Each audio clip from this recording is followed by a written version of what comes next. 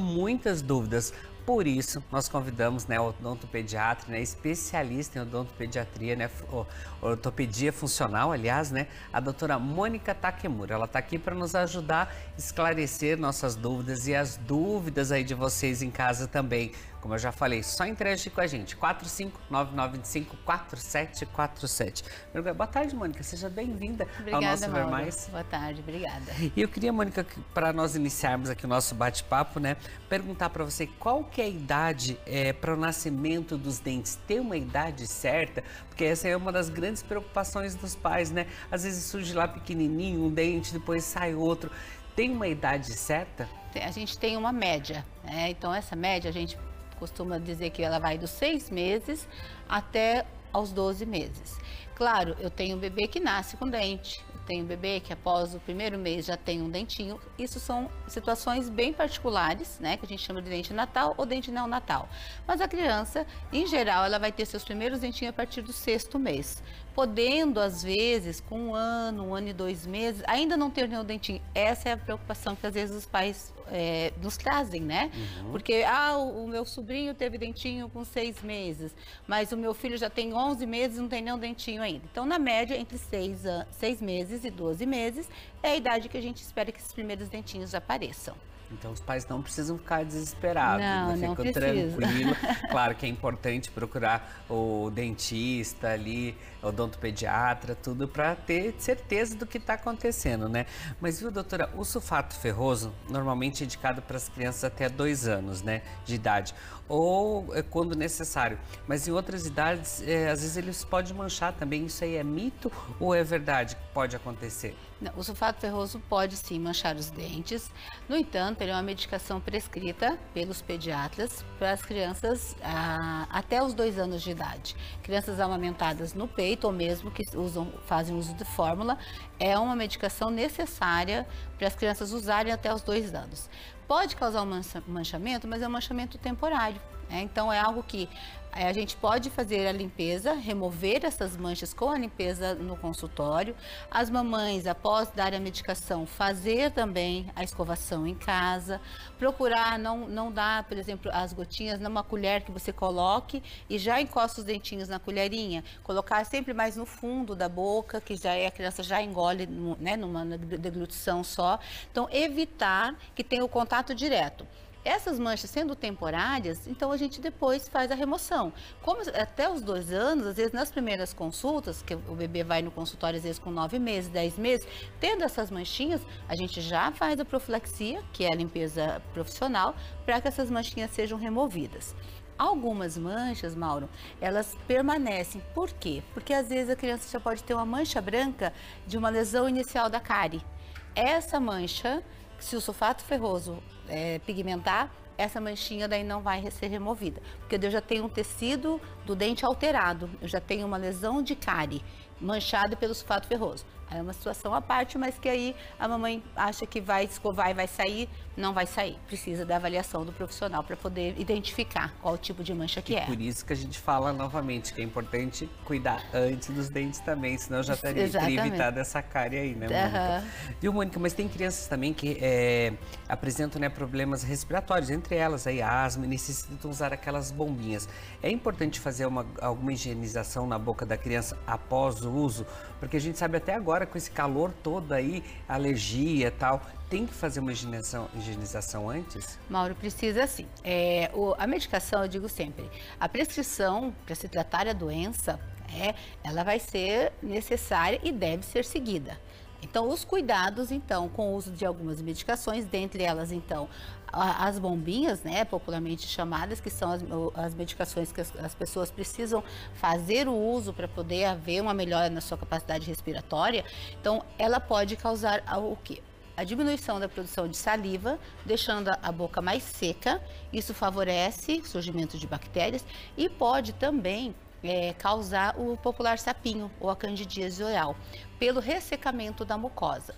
Então, não pode ficar o resíduo do medicamento. Quando quem faz uso da bombinha, faz uma aspira a medicação. Depois disso, mesmo a criança ou o adulto, né, idosos portadores de prótese dentária também tem que cuidar, de prótese dentadura, né, prótese total, também tem que cuidar. Então, de um modo geral, o uso desses medicamentos inalatórios para tratamento dessas doenças, precisa sim realizar uma limpeza da boca, ou a escovação dos dentes, ou um bochecho, as crianças maiores, os adultos que realizam o bochecho conseguem fazer sim essa limpeza, para que o medicamento não fique parado ou no céu da boca, ou às vezes até nas vias aéreas, né, descendo ali pela garganta. Ele faz o efeito dele, mas o resíduo dele pode causar algumas alterações na mucosa bucal, mas deve ser usado tomando todos os cuidados, que o médico normalmente já orienta a respeito disso. Já explica. Mônica, outra dúvida também é o dente de leite, né? Ele tem um ciclo ali, mas nem sempre ele encerra sozinho. Aí surge aquela situação de que nasce outro dente, o dente de leite não caiu. O que fazer? Isso pode também trazer prejuízo para a criança ou atrapalhar, de repente, o nascimento de outro dente? Pode sim. Então, o que a gente comentou no início. Então, o nascimento dos primeiros dentinhos, por volta dos 6 meses até 1 aninho, surgem esses primeiros dentinhos. Então, dos 6 meses aos 6 anos, nós temos toda a dentição de leite. 10 dentes embaixo, na arcada inferior, 10 dentes na arcada superior. A partir do 6º ano, então, nós vamos começar com as trocas dentárias. Amolece o dentinho de leite, toda aquela questão, o dentinho vai cair, vai vir a fadinha, para levar esse dente, vai chegar um dente novo. E às vezes, eu brinco assim, esses dentinhos se encontram, o dentinho de leite está em boca ainda e o permanente já apareceu. Por falta de espaço, às vezes, essa arcada não desenvolveu, a gente tem a imagem lá, a arcada não desenvolveu o suficiente, olha, o dente permanente, os de leite não saíram. Não saíram, os dois já estão lá. E bem maiores, entendeu? Então, sendo maiores, a gente já tem um problema de espaço nessa arcada. Ali, né? Olha lá, aqueles lá, permanentes lá atrás, os dentinhos de leite ali ainda. Opa, o que nós vamos fazer? Temos que avaliar. Qual é o comprimento da raiz desse dente de leite? É uma raiz que está inteira? Temos que fazer um procedimento para remover esse dentinho. Já está mais molinho, que a criança, às vezes, ela fazendo a ginastiquinha, eu brinco com eles, vamos fazer a ginastiquinha do dente porque é segura, a criança mesmo está movimentando, até que esse dentinho caia em casa, naturalmente, o papai e a mamãe ajudem, mas essa situação a gente chama de uma retenção prolongada. O dente de leite fica mais tempo até que o dente permanente chega e não tem o lugar dele ainda. Então, aí, nós precisamos avaliar a necessidade, às vezes, de aumentar o tamanho dessa arcada, através de uso de aparelhos, e que melhore o espaço para esse dente permanente que está chegando. E é algo assim, que a gente observa muito, a questão da mastigação. Ah, mas por que o dentinho de leite não cai? Tem criança que não cai, realmente nem um dentinho cai. Você vai fazer uma investigação, Mauro, principalmente na alimentação das crianças, a gente percebe que essas crianças têm uma alimentação mais processada, dos alimentos mais processados. Então, entre aspas, nós temos uma mastigação preguiçosa. Eu dou um pedaço de carne, essa carne é dura. Um filé mignon, a criança diz que a carne é dura. Eu dou uma maçã, a maçã está muito grande. Então, os movimentos mastigatórios em que eu tenho o atrito, isso favorece também que ao longo desses 6 anos, lá de quando o dentinho nasceu até o 6º ano, quando começa a amolecer para cair, esse dentinho vai sofrendo, ele vai trabalhando e essa raiz vai sendo mais fácil, ela tá amolecendo até que esse dentinho caia. Algumas crianças têm essa retenção prolongada, fator genético. Pode ser que até o pai teve essa situação. Então, precisa ser avaliado e tratado quando eu não tenho espaço para o permanente chegar e ocupar o seu lugar. Então, a retenção prolongada precisa ser avaliado. Em que momento eu vou precisar tirar esse dentinho? Ou eu posso esperar ele cair sozinho? A gente precisa olhar e orientar a família. E não é uma coisa também dos pais ficarem preocupados. Tipo assim, acontece, tem como resolver. É normal, eu digo sempre assim, é normal? Não é normal, mas é comum. E acontecer. Claro, as mães falam, mas parece boca de tubarão, tem 2 fileiras de dentes, né? Como é que é isso, né? É claro, você vai escovar o dente, de repente do nada surgindo um dentinho lá perto da língua, como aquele dente está lá? Preocupa, as famílias se preocupam bastante. Mas é algo assim, que é comum acontecer e não é uma urgência, um atendimento. Eu tenho que hoje ver. Para acalmar o coração da mãe, então vamos ligar, vamos conversar, vamos fazer um raio-x. Qual é o comprimento da raiz do dente de leite? Não, ela está grandona. Aí a gente tem que realmente já intervir, porque ele sozinho, por si só, que o dente de leite, conforme o permanente vai nascendo, ele vai, a gente chama, absorvendo a raiz. Por isso que o dentinho de leite amolece e cai, a gente olha, nossa, mas dente de leite não tem raiz? Tinha uma raiz que o próprio organismo absorveu para dar ele amolecer e o permanente chegar no lugar dele. Agora, Mônica, a criança caiu e quebrou o dentinho, né? A gente sabe que isso aí acontece bastante, né? Esse trauma deve preocupar ou ele traz riscos aí para a dentição futura? O que fazer nessa hora? Porque a gente sabe, na escola tá correndo, tá jogando futebol e é bem nessa fase que eles acabam quebrando um dente ali, né? As crianças maiores já e às vezes os bebês que estão começando a andar. Muito comum. Eu sempre oriento o seguinte, qualquer trauma, qualquer queda que a criança tenha, que envolveu, bateu o queixinho, não bateu o dente, bateu só o queixo, doutor, ou cortou o lábio, é um trauma. Então, a gente precisa ter uma avaliação. Clinicamente, eu vou olhar esse dente, ele tem mobilidade, ele se deslocou dentro do ossinho, que cada dente ele tem como se fosse uma colmeia. Cada dentinho tem uma casinha para ele, um encaixezinho bem certinho. Ele se deslocou dentro desse osso, né? Ele está com mobilidade severa, eu tenho que fazer alguma intervenção. Quebrou, mas foi só quebrou. A mãe fala assim, quebrou só a pontinha, doutora. É grave? Tem que avaliar. E principalmente o exame radiográfico. A gente não pode negligenciar em pedir uma radiografia, mesmo em bebê. Por quê? Eu preciso ver como está a raiz desse dentinho, porque em cima desse dentinho de leite eu tenho um dente permanente se formando.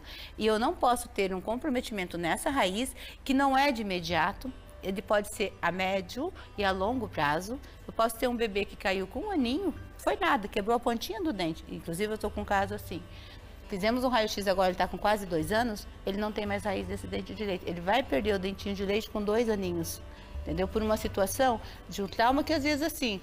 foi só um pedacinho que quebrou, né? Mas eu preciso preservar, acompanhar esse caso radiograficamente. Então, esses exames são muito importantes. Mônica, até para a gente encerrar aqui, pensando em troca de dente, né? Às vezes o permanente não vem se posicionando bem, né? Gerando problema até na autoestima da criança, né? Então, qual que é o momento ali de intervir que tem que tentar resolver isso? Mauro, o momento é o mais precoce possível. Por exemplo, quando o dentinho está nascendo, né, como a gente mostrou na imagem anterior, sem espaço. Mas não, a questão do espaço do dente, eu até posso, às vezes, resolver mais tarde. Mas eu preciso avaliar como que essa criança está mordendo, como está o encaixe da arcada superior com a arcada inferior. Então, tendo a alteração, chama a atenção da família o dente torto. Nosso dente está nascendo, ele está torto, ele está virado, ele está numa posição... Mas por trás disso daí, por que ele está torto? O encaixe dele, a oclusão, a forma com que ele articula o dente de cima e o dente de baixo, está correto? Ou a língua, será que essa língua não está posicionando, ocasionando um posicionamento incorreto desse dente? Então, dente com alteração, quando a família chega a enxergar, chega a reclamar, a perceber, né? O problema já vinha antes. Então, sim, quando existe e tem a questão da autoestima, né, tem alguns apelidos que a criança acaba recebendo na escola, por não estar com uma dentição que seja harmônica, que seja condizente com um sorriso, né, bem estruturado. Então, tendo essas alterações, nós precisamos tratar, intervir e não precisa esperar trocar o dente para usar aparelho, fazer tratamento, você faz em qualquer idade. Melhor, então. Quanto antes, melhor, sempre. Mônica, o que eu percebi também que ultimamente que está sendo usado bastante lasers no consultório, né? Tipo assim, isso vem ajudar bastante também na parte da odontopediatria, né? Ajuda bastante, porque nós temos tanto o laser de baixa potência, que é o empregado mais clinicamente, e o laser de alta potência, que daí é mais para casos cirúrgicos. O laser de baixa potência, então, na odontopediatria, as crianças têm muita afta, gengiva estomatite herpética, que é aquela inflamação ou infecção que causa todo um sangramento na gengiva, dolorido, muito dolorido.